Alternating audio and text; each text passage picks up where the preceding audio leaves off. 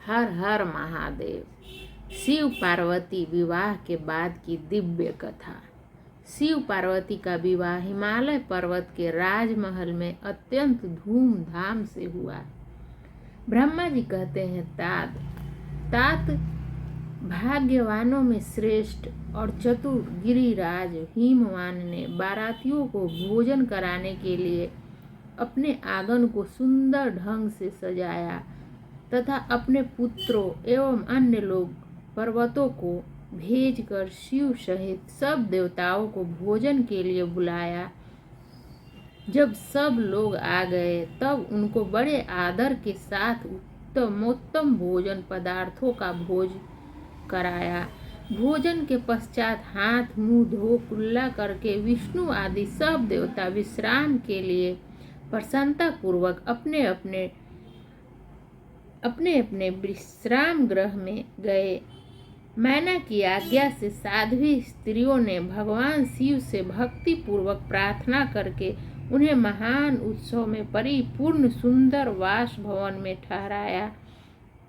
मैना के दिए हुए मनोहर रत्न सिंहासन पर बैठकर आनंदित हुए शंभु ने उस वाम मंदिर का निरीक्षण किया। वह भवन प्रज्वलित हुए सैकड़ों रत्नमय दीप प्रदीपों के कारण अद्भुत प्रभास से उदासित हो रहा था।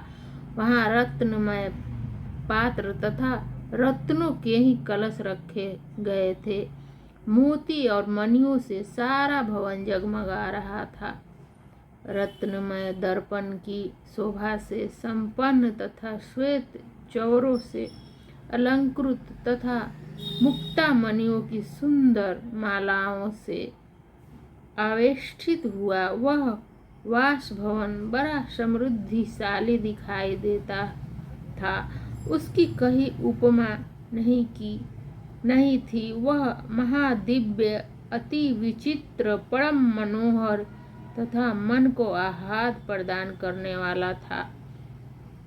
उसके फर्श पर नाना प्रकार की रचनाएं की गई थी। बेल बूटे निकाले गए थे। शिव जी के दिए हुए वर का ही महान एवं अनुपम प्रभाव दिखाता हुआ वह शोभाशाली भवन शिवलोक के नाम से प्रसिद्ध किया गया था। नाना प्रकार के सुगंधित श्रेष्ठ द्रव्यों से सुवासित तथा सुंदर प्रकाश से परिपूर्ण था। वह चंदन और अगर की सम्मिलित गंध फैल रही थी। उस भवन में फूलों की सेज बिछी हुई थी। विश्वकर्मा का बनाया हुआ वह भवन नाना प्रकार के विचित्र चित्रों से सुसज्जित था। श्रेष्ठ रत्नों की सारभूत मणियों से निर्मित सुंदर हारों द्वारा उस वासगृह को अलंकृत किया गया था।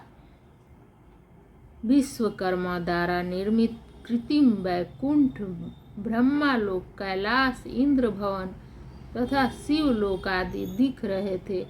ऐसे आश्चर्यजनक शोभा से संपन्न उस वास भवन को देखकर गिरिराज हिमालय की प्रशंसा करते हुए भगवान महेश्वर बहुत संतुष्ट हुए। वहां अति रमणीय रत्न जटित उत्तम पलंग पर परमेश्वर शिव बड़ी प्रसन्नता से लीला पूर्वक सोए। इधर हिमालय ने बड़ी प्रसन्नता से अपने समस्त भाई बंधुओं एवं दूसरे लोगों को भी भोजन कराया तथा जो कार्य शेष रह गए थे उन्हें भी पूर्ण किया। शैलराज हिमालय इस प्रकार आवश्यक कार्य में लगे हुए थे और प्रियतम परमेश्वर शिव शयन कर रहे थे। इतने में ही सारी रात बीत गई और प्रातः काल हो गया।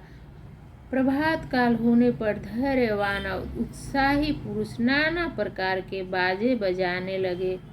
उस समय श्री विष्णु आदि सब देवता सानंद उठे और अपने इष्ट देव देवेश्वर शिव का स्मरण करके वहां से कैलाश को चलने के लिए जल्दी जल्दी तैयार हो गए।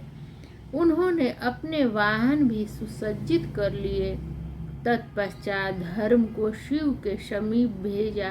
योग शक्ति से संपन्न धर्म नारायण की आज्ञा से वास गृह में पहुंचकर योगीश्वर शंकर से समयोचित बात बोले। प्रथम गणों के स्वामी महेश्वर, उठिए उठिए, आपका कल्याण हो, आप हमारे लिए भी कल्याणकारी होइए। जनवास में से चलिए और वहाँ सब देवताओं को कृतार्थ कीजिए। धर्म की यह बात सुनकर भगवान महेश्वर हंसे। उन्होंने धर्म को कृपा दृष्टि से देखा और शैया त्याग दी। इसके बाद धर्म से हंसते हुए कहा, तुम आगे चलो, मैं भी वहाँ शीघ्र ही आऊँगा, इसमें संशय नहीं है। भगवान शिव के ऐसा कहने पर धर्म जनवासी में गए। तत्पश्चात शंभु भी स्वयं वहाँ जाने को उद्युक्त हुए।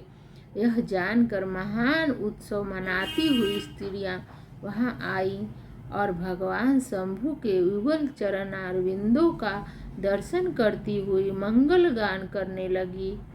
तदंतर लोकाचार का पालन करते हुए शंभु प्रातः कालिक कृत्य करके मैना और हिमालय की आज्ञा ले जनवासी को गए। मुने उस समय बड़ा भारी उत्सव हुआ। वेद मंत्रों की ध्वनि होने लगी और लोग चारों प्रकार के बाजे बजाने लगे। अपने स्थान पर आकर शंभु ने लोकाचार बस मुनियों को, विष्णु को और मुझको प्रणाम किया। फिर देवता आदि ने उनकी वंदना की। उस समय जय जयकार, नमस्कार तथा वेद मंत्रोच्चारण की मंगलदायिनी ध्वनि होने लगी। इससे सब ओर कोलाहल छा गया। हर हर महादेव, हर हर महादेव, हर हर महादेव।